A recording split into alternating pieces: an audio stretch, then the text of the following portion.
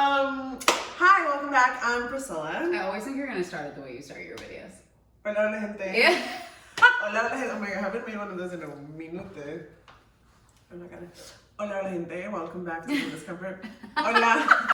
You should set a timer. I am a performer and a Taurus. Did you hear me? And I did hear you. And a first-generation American.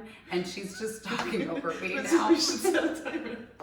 Where's your phone? No, that's my dead phone. Por favor. Hi, I'm Priscilla. And I'm Sydney. And we are two best friends. Who talk about everything. All the time. So you can too. I am a screenwriter and an immigrant and a Sagittarius. Mm-hmm. And I use she, her pronouns, sometimes they. I am a performer, a Taurus. I also use she, her pronouns. I'm a first-generation Caribbean American. That's it. Today we're going to talk about spirituality. We got thank you for last week's reports and your reflections. Like, we got so many amazing really DMs. Beautiful responses. Like really, and not just like A to B, like A to J, really. Like thoughts that are so just so like layered and like just like incredible extrapolation. I don't know. Oh my God, I got like people were using our videos as like journaling prompts. Yeah. That was amazing. Thank you for that. I hope you actually continue to do that. Like, yeah. I hope if we ever spark any sort of intrigue or insight into your own reflections and situations that you like write that shit down and please tell us about it. It's really cool to know. So today we wanted to talk about lighter things. Like, we're not talking about religion. We're talking about spirituality. 'Tis different. You've asked us to talk about religion in the past and our relationship to religion, but that's not. And like, you'll probably hear a little bit of our like backgrounds because like you can't talk about your relationship to the spiritual world without talking about your sort of basis. But like religion itself, I think both of us have a really hard time. It's really tense. It's really tense. It's gotta be, in my personal opinion, it's gotta be from like an anthropological point of view. Like it's gotta be from like a real academic standpoint to talk about. I asked it, I was like, what should we talk about this week? And Sid was like, let's talk about this thing. Okay, like, what were you envisioning? Well, I'll start. I grew up in a pretty religious household to an extent. I grew up Episcopalian. My grandfather was a bishop. If you guys watched the brain video that I made, that picture when I say my grandpa is literally my grandpa. May he rest in peace. Lovely, wonderful person who I miss very much. I just remember saying to my mom, like, is there a point where I can stop going to church? And she was like, what? I really never felt connected to our religious school of thought. And yet, I do feel very connected to the idea that there is something bigger than myself running things. Like, I'm not one of those people, similarly to in our romantic relationships video, that's my nightmare. People are like, yeah, I don't believe in anything. I'm like, that sucks for you. Like, life must be... Oh my God, like, how do you get up Oh in the my morning? God! But you have to believe in something. I think that. Maybe other people don't, and that's, you do whatever you need to do, but Wait, like... so, but did you understand growing up, were you like, did you believe them? Were you like, oh, this is real, I just don't want to partake in it? No, I think I was always like, what are you talking about? What do you mean there's some like white man in the sky? Okay, and obviously he doesn't have to be white, but like that's how it felt sometimes. I envisioned God as like the Lincoln Memorial. God is this like marble man in a chair, just like watching everything play out. And then I remember learning about Greek gods and goddesses. Ooh. And feeling like, when was that? And Egypt, 4th grade. Oh yeah. And Egypt and you know, like, whatchamacallit? What's it called? Polytheism. No, I made that up. That's not what it's called. There's monotheism and then polytheism. Theism, that's what it is. Right? Oh, we'll find out. I'm gonna Google that shit later. Either way, to learn that there were societies where there were multiple gods, there were multiple ways to approach being a human on the earth. I really believe in the equilibrium of the universe. That's something I really have always understood. Like, there's a reason that there isn't a car crashing into this window right now. There's a reason that there are babies being born and people dying at the same time. And I think as a Taurus, like my constant quest for grounding my constant quest for grounding and truth, I think, comes from my relationship to spirituality and sort of understanding that everybody's spiritual truth is completely related to the way that they see the world and the way that they move through it is so, like, it's so, you can tell when somebody doesn't believe in anything. And you can also tell when somebody has like really believes in like too many things, you know? I think like growing up, like, so both of my parents grew up in really religious households, and both of them sort of became scientists, and so both of them have a very healthy apprehension of religion. Yes. And yet a deep respect for the universe. I think that, like, honest to God, I think my dad being a brain surgeon, like, just seeing life, like, like, just garners a huge respect for existence, you know? And like, the mystery. I grew up in a house that really valued the mystery of life. And looked down on people who were too religious. Like, that was very, very real. That was very real. I mean, in terms of your sort of triple contexts, like, I consider France to be secretly pretty religious. Oh, super religious. Yeah. And same with Colombia. Oh, yeah. I mean, the environments were like, it was, and again, this is like everything. Like, we were growing in this like rebel house, you know, and the world around us was like a particular way. Like, Colombia, Catholicism is so real. Like, all my school, I look back now and I realize that despite the fact that I went to French schools and everything felt pretty like hoity-toity or whatever, we still had to go to chapel every day. Like, I look back at my like Montessori-ass school in the. Have we talked about this? No. I went to Montessori. Really? Yeah. Oh my God, we've never talked about that. We've never talked about that. My Montessori-ass school in Bogota, we went to chapel there. It was a Swiss school. Like, what are you talking about? Yeah. In France, yeah, my Sainte Thérèse d'Avila was my fucking, it was like God, all Sainte Thérèse d'Avila! Yeah. What's up? But regardless of that though, like, I think growing up feeling like so fearful of our safety, our physical safety, we were very trusting of something. Sure. I go to Catholic mass and I don't know shit. I don't know what's happening. Catholic mass, I mean, listen, I'm neither Catholic nor Episcopalian, but I grew up in Episcopalian places, and going to Catholic mass, I was like, no, like, is this a theater production? No, it's 1000%. Are we at the opera? I think I might be one of very few Colombians who like go to Catholic mass and don't know anything. You know? Like, and it's beautiful. It's ornate. It smells delicious. No, amazing. Yeah. Amazing. So if you ever want to know how we feel, if we ever want to move on from a topic, both of us make that sound. Both of us go, amazing. When we're done, when we're finished talking to you about it. Amazing. So I will say, we did grow up like I remember as a kid, I would have really vivid dreams. I would have really, really vivid dreams about like people, like adults I'd never met, and like business deals that I could not know what was happening. Right. And I would just go into my dad. So we have like a practice of that. So there was a deep understanding. It's just like organized religion as a whole. We were always like, what is that? You know? That's so interesting. So I feel like both sides. Now the funny thing is, like, in the Caribbean is a pretty religious place as well. But I think, you know, with Haiti, there's just this extra layer. I mean, I'm sure with every other culture too, but what I know about this extra layer of spirituality on top of religion, of, you know, the dark spirits of voodoo and vodun, and like, I don't know, that was always so fascinating to me.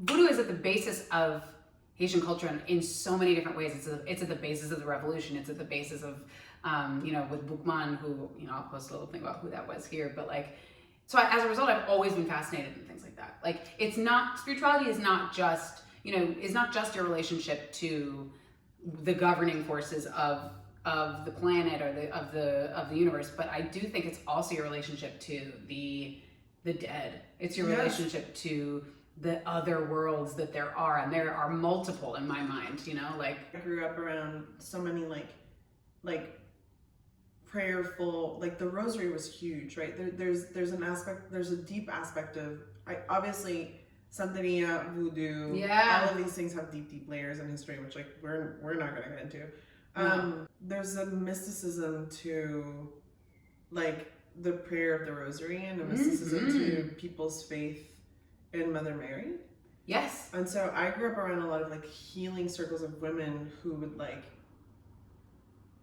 like how do you say like in cantar, like they would call it. Yeah, they would chant. You know, yes. Yeah, they would chant it in, and they would like summon and yes, yeah. And then there would be like escarcha everywhere, you know, like, and then that would become like the healing thing. Yeah, that shit. It's like a deep reverence for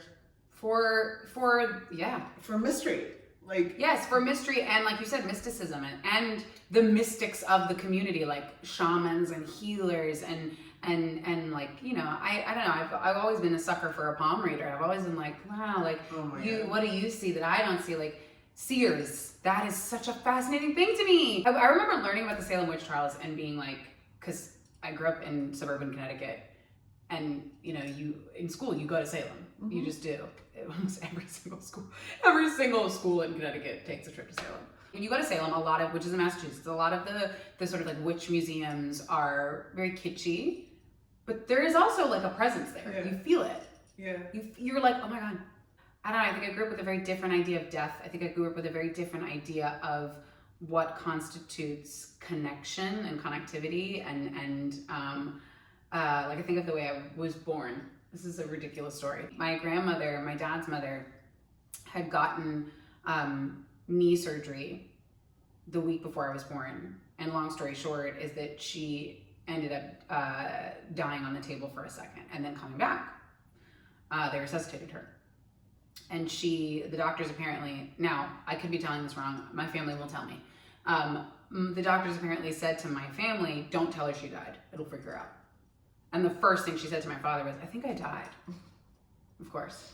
And like all of the ancestors she saw the light, all of the ancestors were there, and they were like, go back, your 10th grandchild is gonna be born. This is April of 1992, which should tell you how old I am. I was supposed to be born in June. So my parents were like, all right, well, yeah, she is gonna be born, but it's gonna be wild. They were like, oh wow, okay. And a week later, 6 weeks early, 5.5 weeks, 6 weeks early, I was born. And so Nana and I were always very connected. And like, I've told Priscilla the story of the weekend that she died. Like there was a lot of weird shit happening in me physically and spiritually at the same time as it was happening to my grandmother in terms of her passing. And I even remember, like I was sick that weekend and I had a massive fever after going home we went to the hospital to say goodbye, and then I went home. I had a really high fever, and like at the peak of my fever, I like opened my eyes for a second because I was just like, I feel so terrible. And as I opened, it was 2 a.m. As I opened my eyes, my dad called. Like there were just so many moments and points of connection, and I believe in that. And I think we've all had experiences in my family. I'm sure if I ask my sisters or my cousins, like I'm sure we've all had experiences like that. I think we were really taught to nurture those. Something I say often is like, my dad is my first memory of love. Sometimes I really do. I mean, this is the way that I feel about my parents in general, but like, I know I chose my parents. Yeah. I know. Oh, same. I know that I chose these people, and sometimes it's really clear. But when I was a kid, I was especially in tune with my father. I always knew where Dad was. It was like I felt him the same way that I feel the same way that you would feel any other presence, right? And it's that feeling of like always carry that. And then my mom really has it with all her kids. My mom will know something about me. Yes, my mom, if I ever need $10, my mom will know. There will be $10 in my bank account the next day. You know, like it's amazing how in tune my mom is. In terms of like, what do you believe in terms of like the spirit world? What do you believe in? Do you believe in past lives? Yeah, so this is my theology. I mean, I sort of hit on this in my brain video, but I just like, I believe that we are souls having a human experience. Okay. And so you believe in the transfer of energy, for sure. 1000%. Okay. And that we age not by time, that as souls we age not by time, but by experience earned, or experience lived. And at a certain point, we sort of like tap out. Do you believe in karma in that way? I believe that everyone is everything at one point or another. Okay. Like I believe that at some point I was a murderer, as I believe that at some point I was also murdered, as I believe. Like all of those things. Yeah. I believe you live all of that. That was so specific. Oh no, it's because I know I've done past life shit and I've been killed a lot. So we come back, and I do think that we like choose our life. Yeah. And obviously free will is extremely important, but I do think that like in terms of that's why it's been so important to me to like there's certain lessons even thus far that I've known, like, oh, this is what I'm supposed to learn in this lifetime. I better make sure I learn it. I have a similar experience, but you've watched me. Like in the moment, I'm like, what am I supposed to learn? Like I can't wait for the lesson. I have to like learn it now. I have to know what it is so I can continue on with the hardship. Because I'm like, I'm sorry, I don't. If there's no point to this, like I should tap out now. The number one thing that is my driving force through every single thing that happens in my life, every experience, every trial, every tribulation, is okay. It's all a part of the quest. This means I'm supposed to learn something. This person coming into my life means I'm supposed to learn something from them. This, you know, even like down to stubbing my toe. And I believe that I'm sort of one of a team. Yeah. Like I have people, I have like souls around me who I thought I was going to be another one of those guides. I thought I was supposed to be a guide this round, you know, and instead I got incarnated. And I just believe that like I'm one of like the same team of people who just like happens to be incarnated in this lifetime. But like I feel like I have buddies with me. Sure. And thus I really have zero fear of death. I also do, and we've talked about this recently, like there's some people who go through their lives and they don't think about death at all. And I'm fascinated by that. I don't think about it I've thought about it in morbid ways, I've thought about it in like beautiful ways, but like I don't not think about it. No, I'm on the street and I'm like, what if that power line fell and then like this was the moment, would I be okay? Yeah. I think about that all the time. It's not, oh my God, I wish I was dead all the time. It is more like, if this was my time. Yes, is this it? This is a question. This is a moment that Syd has a lot across experiences. Is this it? That's what I'm saying. Like, I can't just learn the lesson. I have to know that it's the lesson before I go through the thing. Yeah. I'm like, is that... If you were to describe how you view life. Okay. So, like I said, equilibrium is something that I really believe in because I've watched it. I've never heard you say that, but that makes so much sense. Yeah. Yeah. It's why I don't like get mad often, because I feel like that just upsets the equilibrium. I don't get offended very often. This is a beautiful thing about Sydney. I don't know why. You're very good at holding people's humanity. Yeah, well, okay, fine. Yeah. I'll take that. Because I believe that everyone is capable of everything. And also, I've said this to Priscilla before, I do believe in past lives. I also believe this is my first human life. I think this is why I'm so like, it's why I don't like to get mad, because when I get mad, I'm a terrible, like, I was saying this to a friend last night. When I get mad, or if I experience extreme anger, I really do become sort of, not inhumane, but like, I do lose my humanity a little bit. Mm-hmm. I am sort of like, oh. Mm-hmm. I've never had to put that into words and I don't really know how to describe it, but I do think this is my first human life. I think that's why I'm so confused. I'm like, I don't... What did you think you were before this? I think I was a big cat. I think I was some sort of like Saharan feline. I look at them and I'm like, oh, if I relate. I say this to Priscilla often. I look at my cat in my house and I'm like, I wish I could go back to being you. Just a ball of impulse, just a ball of instinct, and like understanding again that there's equilibrium. I watch him launch himself across the room and shit, knowing that like he's either gonna hurt himself or he's not, and that's okay. There's going to be an equilibrium no matter what. I really appreciate that. So I believe in that. I believe that everything obviously happens for a reason. I have a hard time with that, but it has also made me, like, even sudden death, even if you don't know what the reason is, it's maybe not your job to know what the reason is. And I think that's something that's always made me comfortable with a lot of the crazy shit that has happened in my life. I believe in karma, and not in a sort of like spillover Christian moral good and bad way, but in like the energy you put in is gonna be, whether it's now or in 10 years, is the energy you get out, and that you are in the samsaric,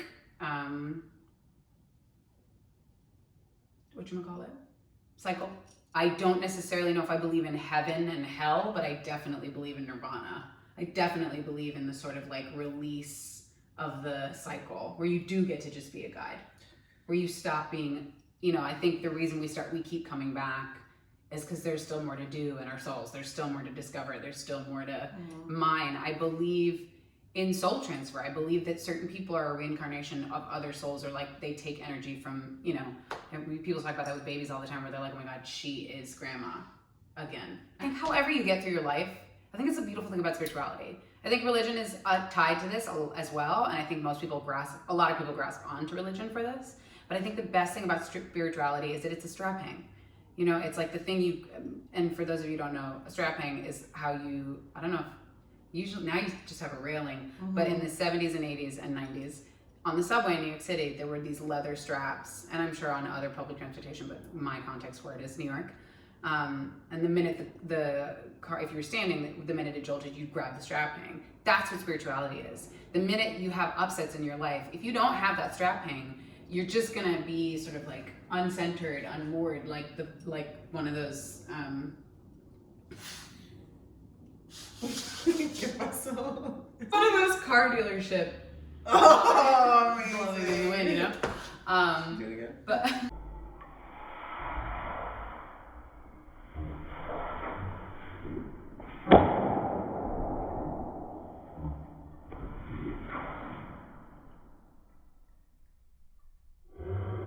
Mom's gonna be like, put your boobs away! I can't say I don't have evidence of that. I believe in that. I believe in the stars. I do believe in the stars. We've talked about this. I do believe that like where the stars are positioned in the moment that you were born does make a difference. Do your birth chart, babies. It's really fun. I don't think it's a rule. Like I'm not out here being like, we are kind of out here being like what I'm about to say. But go ahead. Okay, well, this man is a Capricorn. 1000% these people. This is these placements in your phone. And I try really hard not to let people's charts sway me, but I can't pretend that they don't.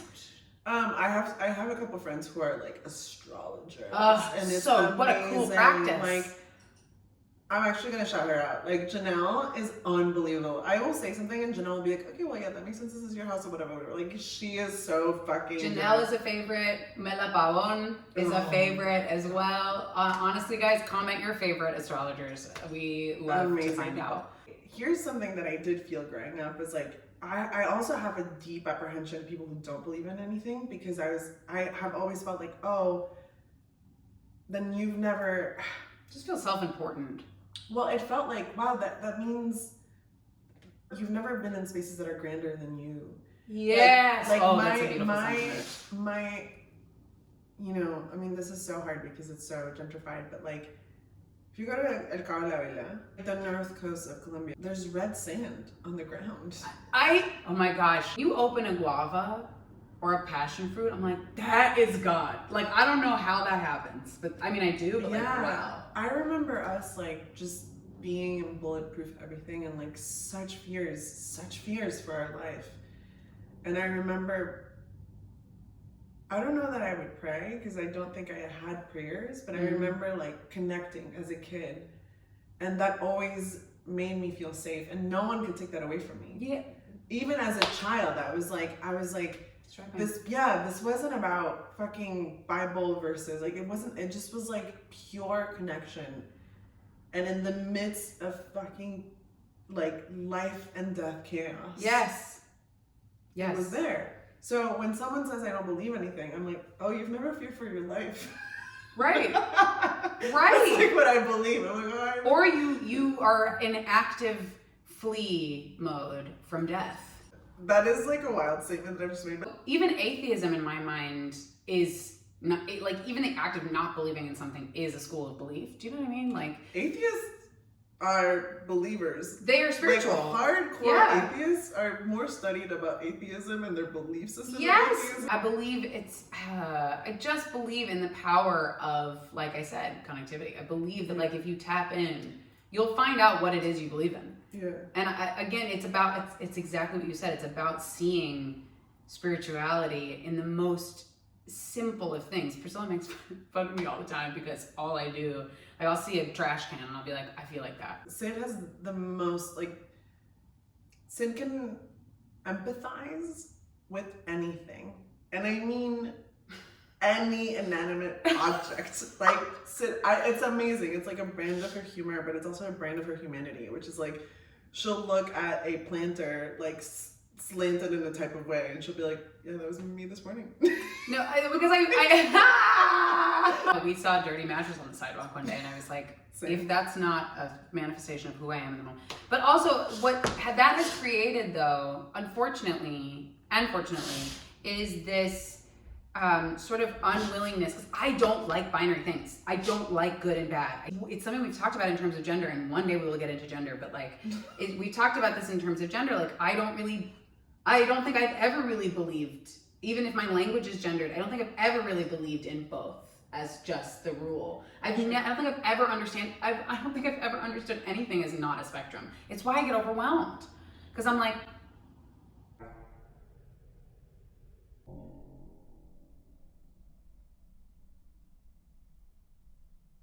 I'm just like, oh shit.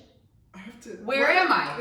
Yeah, the world. It's like the world doesn't make sense. No. And like what humans have done with energy doesn't. I don't make get sense. it, and I'm very confused with the idea that there are some people who are so certain about so many things. Well, that's a good person, and that's a bad person. I'm like, well, this is an interesting thing. So when I think about like the evolution of souls, like, oh my god, we're here. Yeah, younger souls tend to be more conservative, tend to be very religious, like tend to really believe in binaries. And the older your soul, you know what I mean? Like, and I think we've both been told our whole lives. Like I think my oldest brother. Yeah, I think my oldest brother is a younger soul. Yeah, and I think your middle brother is old as fuck. Has been here for a long time. He's like an before. ungnarled oak tree. Yeah. Here we are. I do believe that the trees know this. It's like, are you okay? I'm fine. And I believe that the trees know so much more than we give them credit for. And I think trees can talk. Yes. Well, I mean, and it's a language we can learn. If you ever want to go down a rabbit hole on Instagram or on TikTok, look at people like communicating with their trees through music. Like plants make music. House plants make music. Excuse me? I'd like to be a plant. Period. At the same time, I do believe in the humans. At the same time, I do believe in the humans. I know that we're doomed, but I think I find comfort in that. Let's talk tarot. Let's talk altars. Let's talk crystals. Okay. I'm afraid of appropriation in these conversations because I feel like there's like a branch of this that we're not hitting on and won't hit on. As we've always said, we're only speaking from our context. We're not pretending to know everything, and we're just going to tell you like our personal connection to these things. Yes. Yeah. So I've been going to señoras for as long as I can remember. So that's like, you know, Latin American fortune tellers essentially. I don't remember when I went first, and my family in France had their own señora too of sorts, even though they would never call her that. But what did they call her? By her name. Oh my gosh, she's played such a dominant role in everyone's life. She's now like 98. Is she one of those people who like puts her hands on your belly and goes, "You're having a..." 1000%, and like could see things and would just like foretell our entire, like my family in France has depended on her for 2 generations now. She's like 98. What's her name? I don't remember. She's 98 now. She like can't see. But she still makes jam. Like she just makes jars and jars of jam. Sometimes she says things and like I have no idea where anything's going.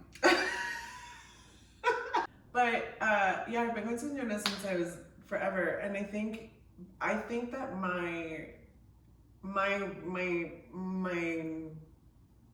relationship to all of this has really shifted based on my relationship to control. Like, I think for a long time I put all of it away because I'll give you an example. There's a book I love now that's like Change Me prayers. And they're all prayers about surrender to the universe. Surrender, which being like a very important component of all spirituality. And I had bought this book years, like maybe 6-7 years ago. And I remember opening it and I couldn't read it because that level of surrender appalled me. Like it made me feel sick. Like I just was like, no. And I resold it at the Strand. And then a couple of years ago, I had my worst, one of my worst sort of like depressive episodes in adulthood. I really didn't think I was gonna make it. I had hit such a rock bottom that I like bought the book again, and it felt like such a relief. Wow.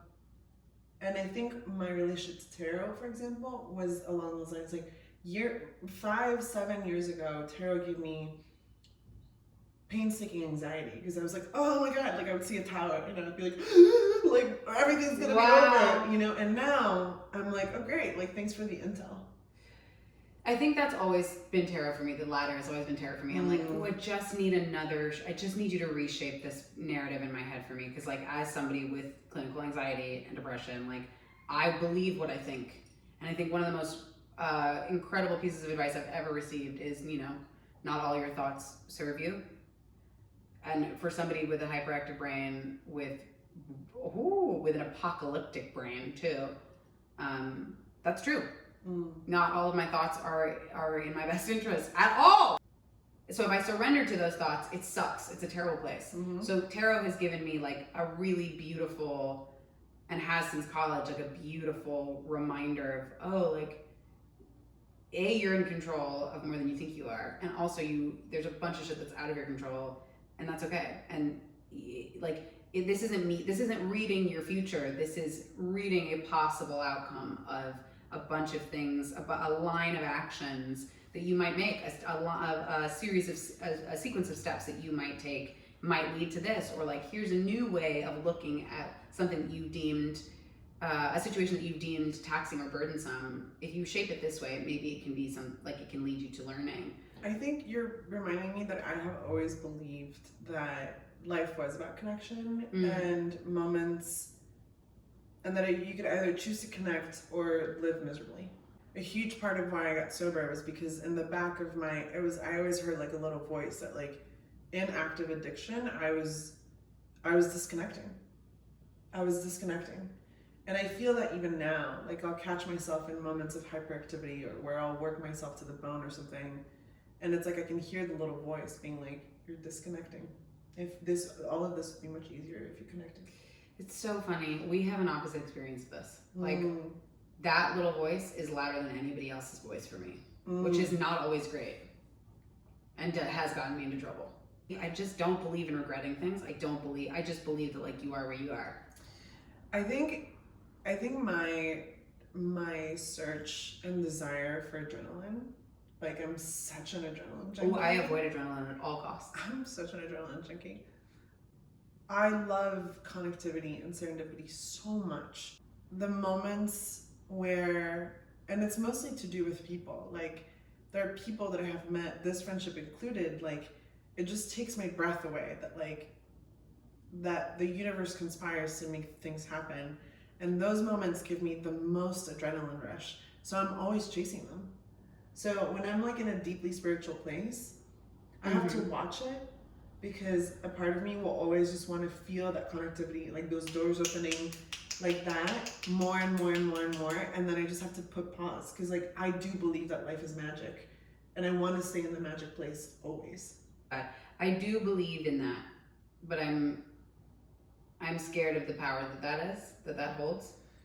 Yeah, I think same. I mean, like I also become so obsessive about those moments. I love them so much. I have a hard time letting them go, and then I think I suffocate the energy out of them because I love them. See, I like it, but I also am really scared of the idea of, because again, you know, power, responsibility, etc., expectation. Like I'm really wary of that. I don't want to. I mean, for lack of a better term, like I don't want to fuck it up. When people talk about manifestation, I'm scared that like things that I think will happen because I don't have control over the things that I think because of the brain that I was born with. So I'm like, fuck. Like if that's if that's happening, and I'm contributing to that, and I think that fuck, I lost it. Oh no, it was good. Ooh, this is not it, but I have something else. Daydreaming has always been a very important part of my life. Daydreaming, and I mean dreaming in general, but daydreaming specifically is a spiritual experience for me. As a child, because everyone is much older than me, there were a lot of times where like people were talking about things that either I didn't understand or I wasn't supposed to hear. So I would just sit there and like go somewhere else. I do it in life. I don't mean to. It's now an automatic thing.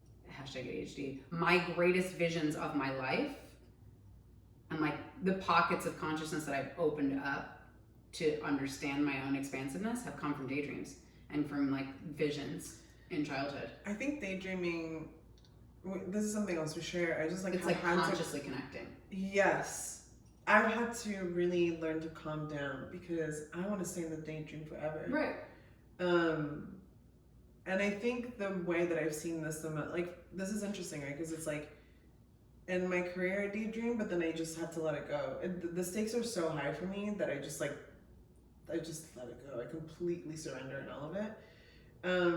My romantic life is the only way that I like still think I can manipulate all of it. Which goes against 4 to 7 of the things that you said in our video about romantic relationships. Because you said that you don't allow yourself to dream in the same way. I just get so obsessive. So like when that's magic, why when magic happens, like I'm a sucker for magic. If you come into my life in a magical way, I know. I think you are right. It. And then I will spiral in that daydream for years. And then you warp what the lesson actually probably is. 1000%. It's such a scary. I'm so afraid of it. It's just happened. It's like. Yeah, talk about the power of señoras. A señora once told me when I was 17 that like she like read my entire fucking life and everything happened, and whether it's like because whatever it is, the equation of that, and it like there was like a romance premonition in it, and that shit ruled my entire 20s up until last year. So I'm afraid, like not of the power they have, but of just like. It's not that I'm afraid of magic. I just like want it all the time. So when you've gone to señoras in your life, have you sat there and when they've said things to you or predicted things, have you gone, oh shit, that's true? Or is it like a confirmation or is it new information? It's a confirmation and sometimes it's permission. Okay. Yeah. I experienced that as well. Like almost every time I've gone to get my cards read or my palm read or any sort of moment. Even if it's like new-ish information, it's like retrieving shit that I know. And I'm always like, wow. I have a very strong intuition. It just like... you choose to listen selectively is what I mean. Yeah. And I feel like I am like ruled by it in a way that I like have no choice. I want to live that life. I have no choice. I'm so jealous. I will stand on the street and have a feeling, and then I have no choice. I want to live so in tune. I want to live my life so in tune. But I also don't want to know sometimes. Sometimes I'm like, please, I don't want to know. I just want to experience. Like, don't give me any weird feelings. I went to a Reiki person recently over the summer at the behest of my friend. I'm sorry, my friend made me do this. It was wonderful. Shout out, Jackie. Forever. Amazing. I think she said to me that again was a confirmation of something I think I've always known but been afraid to hold. She was like, your discernment is crazy, like is your greatest gift spiritually. And I know that, and I'm annoyed by it because it tends to isolate me because I know very quickly whether I need to be somewhere or not, or whether you're going to be in my life or not. And that will be enough information. I think I feel that. I just get so curious. Well, I think right. I know. You have a spiritual curiosity. That's your fucking spiritual gift. Is curiosity. But here's the. I will know when someone isn't right. I will know when but honestly, the main way that I don't listen to my intuition is romantically. Yeah. Because for everything else, spot on. I will know someone is incorrect, but my curiosity will. I don't want to listen to my intuition because I'm like, but I just want to know what it's like. And the minute I get the message, I can't turn it off. I look at that person and I go, oh. I was talking to you about this today in the car. Like I look at that person. Let's call them. Beep it. And there's a really beautiful connection to existentialism here. Sissy nippos and Pete, like this is great. Beep it. Beep it. Beep it. I look at them and I say, I look at them and I think to myself, I should love that person. I should really love that person. And my gut goes, but you don't and you won't. And I'm like, wow. You don't? actively and you will not. And that's the thing that I think is annoying to me. Like, that's something I envy in you in terms of curiosity. It's not even just you won't, it's not even just you don't, or that's not true. It's like, it's not true and it will never be true. And I will tell you 95% of the time, that's right. For me, it's also, I mean, it's, do you know what I'm thinking about? I'm thinking about that co-star meme that was like, how these signs like get in relationships or something, or like how they like to be in a relationship. And the one for Sag was like they don't, but they always end up in some situation. Yes, you are so haunted by that. That is so my life. Do you believe that you are a Sagittarius hardcore? I believe I'm a Sagittarius with a very strong Venus and Scorpio. Okay, I have believed for a very long time that I am like quintessential Taurus, and I really am. Shout out Audie, who the other day I posted a story in pink, and like lots of pink I was like dancing in my kitchen in pink, and Audie messaged me and goes, "This is the most Taurus thing I've ever seen in my life." And I was like, but I see the way in which like all of it makes sense. Like I believe I'm a Sagittarius. I also really believe that my moon is in Taurus. Yeah, you believe in your chart. Yeah. I believe in my chart too. I think I've spent more time believing my sun sign, believing about my Taurus. Like as a transitioning through my Saturn return, going into our 30s adult, I'm like, oh, you have so much fire in your chart. Mm-hmm. That's why you're so mad. You're so like silently pissed off all the time. Excuse me. I am. Because I am too. Like, no, I'm just boldly pissed off. No, it's why you're so like all the time with your fucking Taurus moon. I relate. That's why you're so like. Do you believe that spirituality and mental illness are deeply intertwined?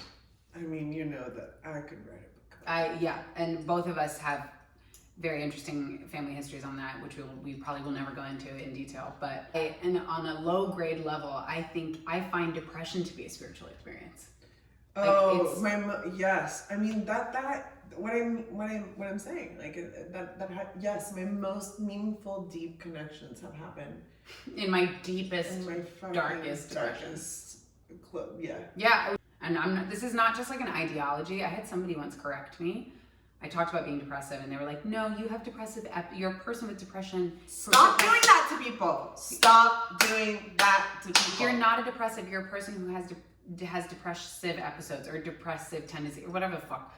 And I just was like, "No, You're a person going through a depressive episode." Yeah, sometimes. And I was like, "Let me just tell you, this is my mantra of life. Do not tell people how to identify. I'm sorry, don't." If the way that I speak about my depression keeps me alive, because depression is a life-threatening thing, leave me alone. So yes, as a depressive person, it's one of the reasons, it's like the thing that gets me through is the reminder that like, I'm in actually if I let myself be, I'm in a very holy, in the actual meaning of the word, like I'm in a very sacred, holy, connected space. You are receptive in this moment as well. You will learn things that you may not want to learn, but that will carry you through the rest of your life and maybe will bring you back to the light. Because I do believe the sunken place is probably one of the best metaphors for what depression feels like. The sunken place. Yeah, and to connect is the way back. Yeah, I think for someone who has such control issues or a love of control or in general, like I've had deep moments especially in that last episode of realizing like I just had a moment one day where I was like, if this is how life is supposed to be forever, if I'm supposed to be this in control, I'm never gonna make it. You have to take it. Like you have to take it and you're gonna have to hold my hand through it. Like I require this of you now. And I think that the funny thing is like, even though I wouldn't say we believe in traditional God, Abraham Lincoln fucking marble statue God, we have connections. Oh my God, let's talk about superstitions really quick too. Like watching you run a red light accidentally and like do whatever you did. I don't even remember what you did. Did you touch the thing? No, what did you do? Literally. Shit that will never leave you. I think I came close to running a red light, but then I saw a woman like full on lost control of her car and like hit the fire hydrant. Yes. And the cart just like The fire had immediately, whatever, the car was completely, and I just was like, like immediately. Things like, I've not 100%. And like, I wear these. That was my next thing, right? Like, they don't mean what they mean to other people in the same way, but they mean something to you. People look at me on Instagram and they're like, we colonizer, and I get it. They're my families, like, they're family. They're amulets. They're amulets. Amulets can look like anything, too. I'm very similar. Like, whatever it is, I'm going through a moment and I'm like, I don't know if you can hear me, but, like, I'm immediately like, hey, if you can make sure that I actually do find a parking spot, and I'm not 15 to 20 minutes late, and I'm only about 3 minutes late, I'll be grateful, blessed. Also, if you knock on wood, and you knock an even amount of times, I am short-circuiting. If you knock twice, I'm going to find a wood surface secretly while, like, people don't notice that I do this. And I'm, like, gonna do a third, because it has to be in threes. If you do it 5 times, I count. Like, I will automatically be like even just now, I couldn't just do it 1 time, I had to do it 3. You guys, there was a story that I posted recently that, like, I killed 2 size of a quarter spiders, and I texted Priscilla and I made a story on Instagram being like, hey, so does everyone think that because Charlotte's Web and my grandmother fucked me up. Like, I really believe that spiders are the messengers. Like, I believe that they are good luck. I believe that they are important. They are the harbingers of equilibrium. Literally. Also, their webs. They're such artists. There's 2 of them. There's 2 tiny brown ones that live in my bathroom. And I think they know me. Like, I really think they have minds. And I walk in and I'm like, so. And I, like, shower and I look at them and I see them building and they sort of, like, hide, but not too much. Like, not that far out of sight. I think animals and babies hold the same spiritual potential. And I think if you let them, and if you literally look in their eyes and, like, experience them, they will teach you crazy lessons. I do think that is a reverence that is held in my house, which is just like, the baby's wiser. Yes. Yes. You just get in the way. They're closer to source. Their instinct is more intact. And when I think about my parents, it's like when I think about spirituality the most. I'm so deeply aware of the ways that we have informed one another. There are moments, like I had a moment with my dad this week where I was like, wow, like I really know why I chose to be your child. Yeah. And I feel like you've been having that all this year. Yes. My parents had children knowing that they were bringing in these, like, souls into the planet. Yeah. Like, there also never was like, we own you.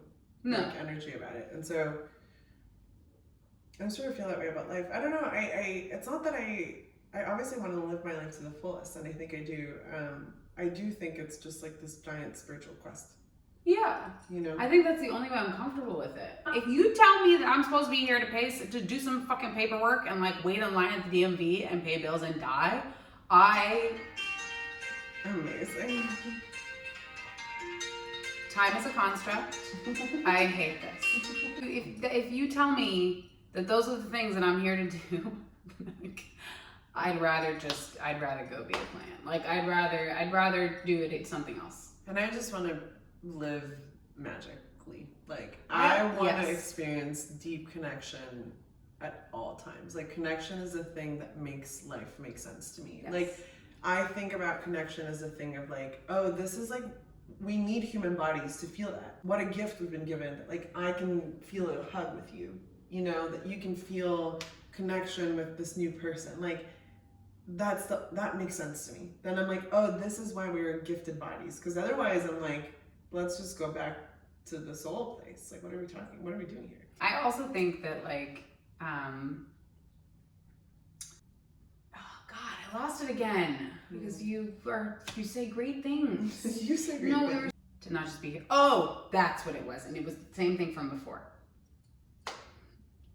Yo, I have to breadcrumb myself or the thoughts will just go away. I know that people get mad at people interrupt them all the time. I have to curb myself because I only do it not because I think my thought is more important, because I know that it'll be gone. But fuck.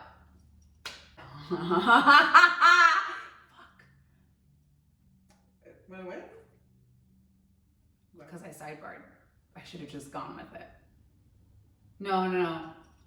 Okay, it's back. Okay.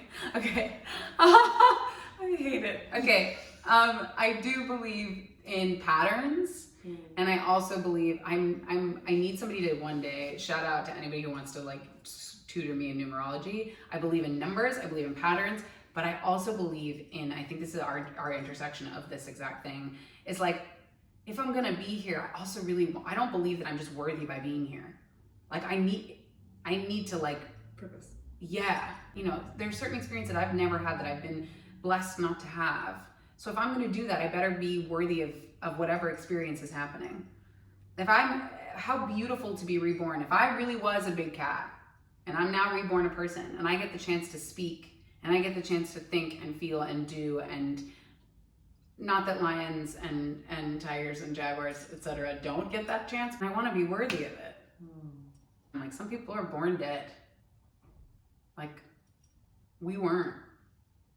And that's crazy.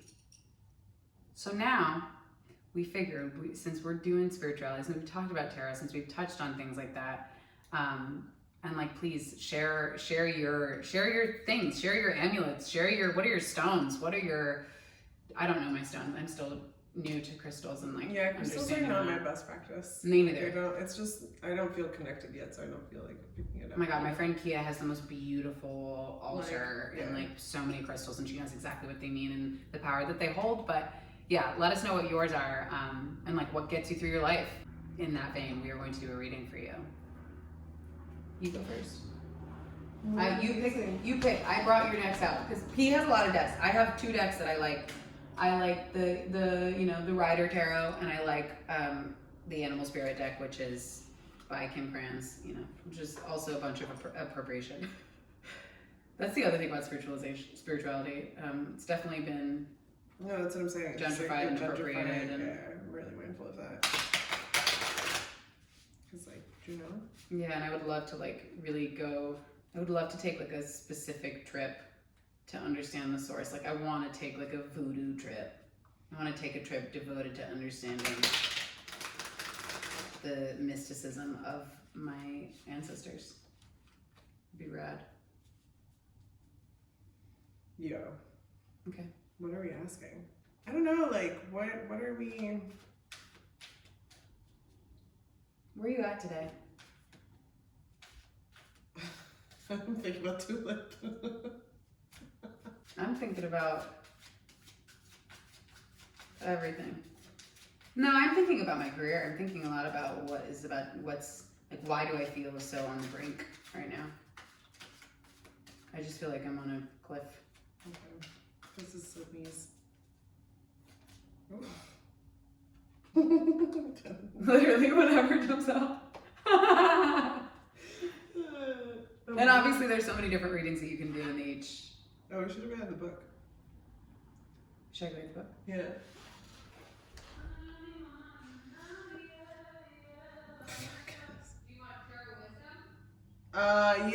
Yeah. Yeah, the big one. Okay. This is yours, this is mine. Wow. So I got the Page of Pentacles.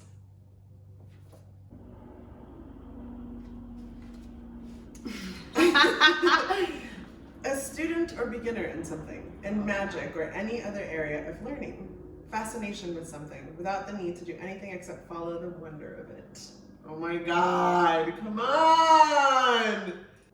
That sentence with everything you've just said is making me shiver. This idea of study or apprenticeship goes all the way back to Tela, the 18th century diviner. Alternatively, grounding, making something real and solid. Earth of earth. Wow. Matter said, household economy management, qualities that fit the element in a very mundane way. Wow. Wow. Oracle activated. No, truly. That's exactly right. I think that's another thing that we're always in pursuit of, is that goosebumps feeling. Oh my God, I want to feel that all the time. I just want to be in a permanent state of goosebump. Goosebump. Oh, interesting. The number 12 is my favorite number. Why? It's just a really comforting number for some reason. I got the Hangman. As the above implies, interpretations of the Hangman can vary a great deal. For some, it can mean being stuck, facing a painful sacrifice. For me, it speaks of attachment to values. Oh my God. I see it as joyous, though self-contained, perhaps misunderstood by other people. In the Shining Tribe Tarot, I made the hanged woman playful, childlike, to make clear I intended it as a wondrous and not painful. The court who receives the hanged man may be an outsider, or with different attitudes than other people, with no push to convince others, and no need to seek others' approval. Being tied to the tree means being connected to something beyond yourself, and thus being able to withstand the winds of society or other people's opinions. For some, on a spiritual path, it may signal a moment of illumination or an actual initiation experience. Okay. The fact that there's wonder in both, Yeah. wondrous, wonder, that is something we are both talk about it at a crossroads with, which is how we will close this out. It doesn't matter what you believe in. I do believe, though, that the greatest thing you can learn how to do in your life is surrender to any kind of wonderment at all. If you don't learn how to do that, it'll never happen. And I think that's the thing. Like, if you're never open to it, it will never happen. I believe in big magic. Big magic. So, Thanks for watching. yeah, we hope this makes you go pick up a deck, or at least check your chart out. Like and subscribe, and make sure you comment below. Let us know what you want us to talk about next. And as always, like, really thank you for all your messages about these videos. It's so fun. We do definitely feel like deeply connected to those who are here. To you guys. Thanks for having us.